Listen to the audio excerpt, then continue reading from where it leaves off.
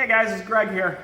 Dismantling this 2004 Volkswagen Passat. I figured while I'm doing that I might as well shoot a quick video and show you how to fully dismantle the front driver's side door.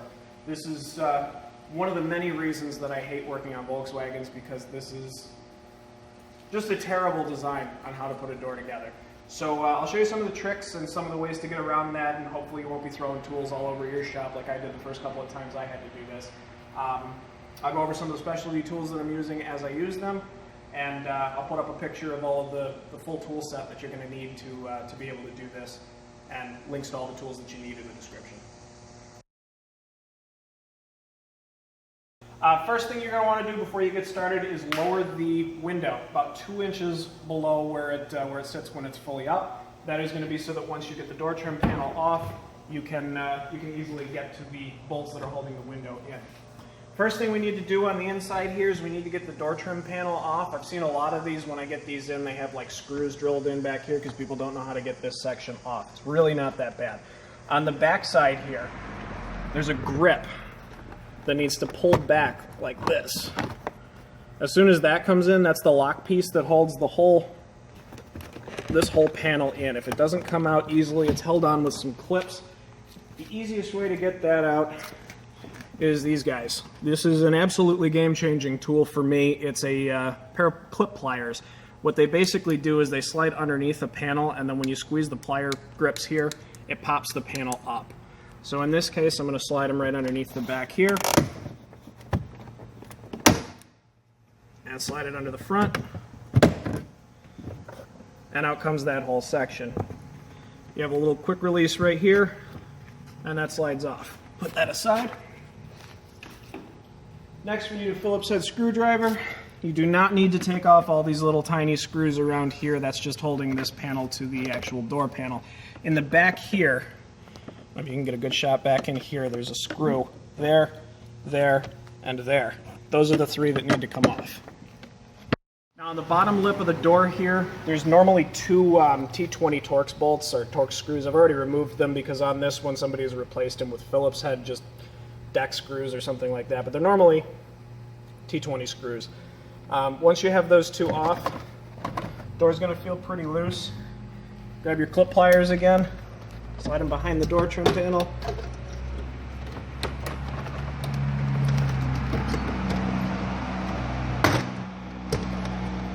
And that way you have the whole bottom edge. It's only being supported on the top now. So from the back edge, carefully, because these are pretty flimsy door trim panels, so be careful not to bend or break anything. Now it's not going to fully release at this point, so you have to get behind the door here. Alright, before you remove the door trim panel, you have to get some of the stuff removed from the back. This part here is the cable for the door handle. It pulls back and then comes forward like this. All you have is a little hook on the back here, okay? Next to that, you're going to have a couple of quick connects. There's that. One right there. And a couple down here for the trunk release and the fuel door release. And finally, underneath that, one for the light. So after you have all of that, door trim panels removed, you can put that off to the side. For this step, you're going to need a pick. Or I guess a blade screwdriver would work or something like that, because these are on little doors.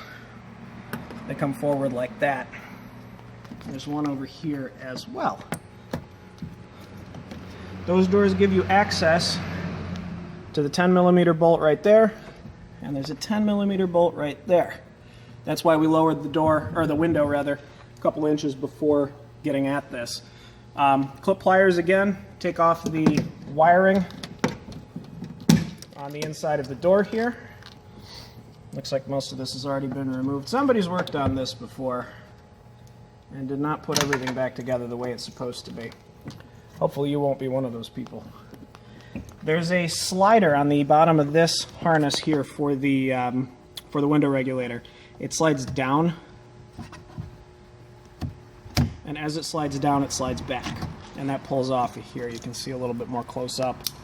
It looks like that when it's on, and it slides open like that to come off of the regulator. Now, over on this section here, normally these two pins here have little retainers in the middle of them. That's what the hammer and the Phillips head screwdriver are for, is to punch the middles of those out and then press them through the holes. Apparently somebody's already done that too, and they didn't put it back together correctly. So, we've got everything off that we can, but you'll notice that the wiring harness comes out of the door over here and then goes back into the door over here, which is going to make it so that we can't remove this silver part of the inner door. We're going to have to do that before we fully take this off, but at least at this point we've got the window ready to take off. So we'll do that right now to get it out of the way. For these 10mm bolts, they do not have to come all the way out, only a couple of turns.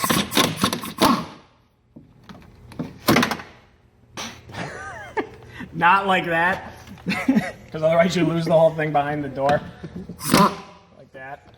More like it. So that's how not to do it and how to do it. After that, those are basically acting as grips on the side of the window. You can just pull up the back edge of the window at that point, and the window slides right out.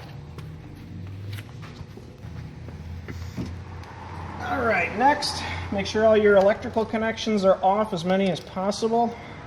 We'll take off the two here for the mirror. Everything else looks like it's disconnected except for this one back here, which, like I said, we're going to have to do after we take these off. 10mm bolts. You're probably not going to want to lose them like I am, but I don't really care because this isn't going back together.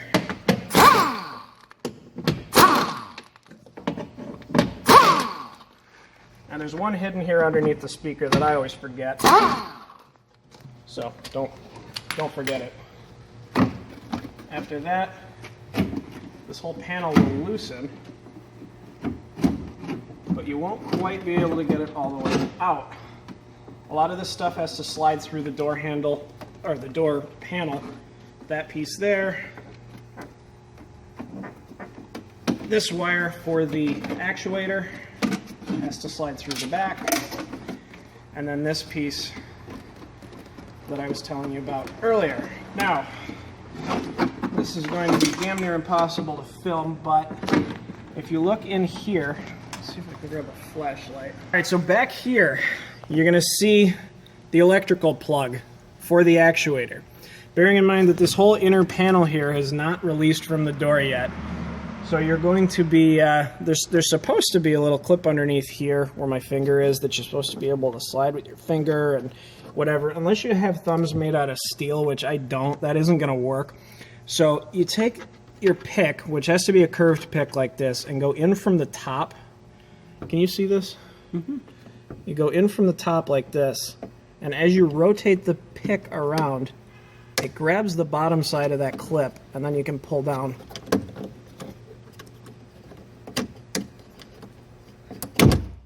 Like that, and it slides off. Huge pain in the ass. You probably will scrape your thumb or your finger or whatever several times when you do that the first couple of times, but that's pretty much it for that. That gets your electrical out of the way. From there, make sure everything else is out of the way, and you've got your inner door panel off. So, moving on from there, we'll get the tweeter off here. This is real easy. It just pulls from the top like this. Two little pins on the bottom. It just pulls up off of those and out. Okay, so the tweeter's out, little piece of sound deadening behind that, and then we're met with a T45 Torx in here.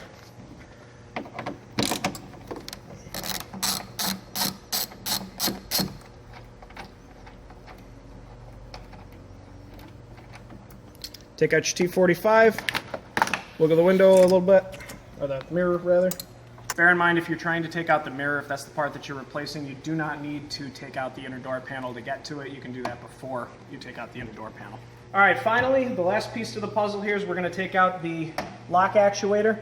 But in order to get the lock actuator out, you need to take the outer door handle out first, or at least the lock actuator, or the lock mechanism first, before you can get the inner actuator out. And I will show you why that is. T20 on a screwdriver handle, and the pick to get this little rubber grommet right here out. And inside of that hole is a T20 bolt. Spin the T20 until the lock on the outside starts to loosen up.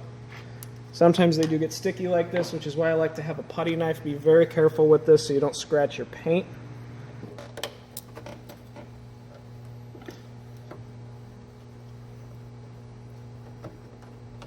And your lock's out.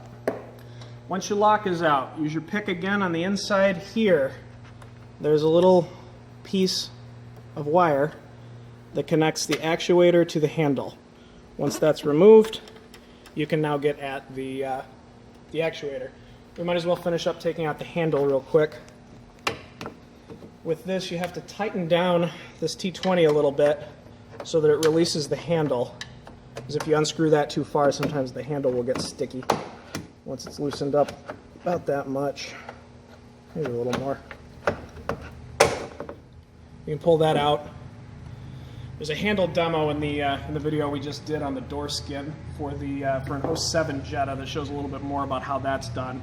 But the handle comes right out like that. T20 on the outside here.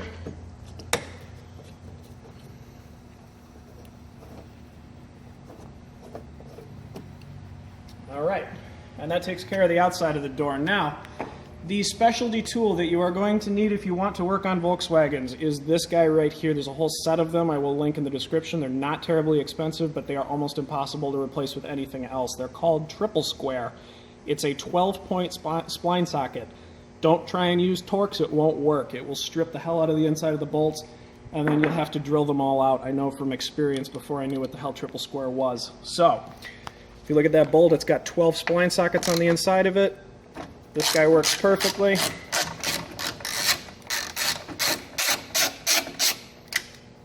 Again, do not try and use Torx for this. You will strip these. They're on pretty tight.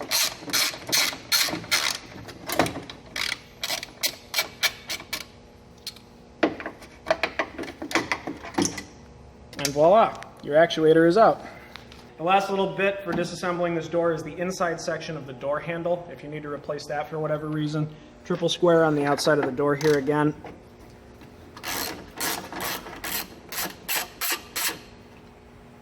And once you take that off, come to the inside of the door here. This will should just slide out. Yep, there it goes. And that's the intersection of the door here. And as you can see here, we've taken this door and completely gutted it down to nothing but a frame. The only other thing you might need to take out is the wiring harness, which connects into the dash there. So that's a whole different project for a different day. But otherwise, anything that you might need to change for this door has now been removed.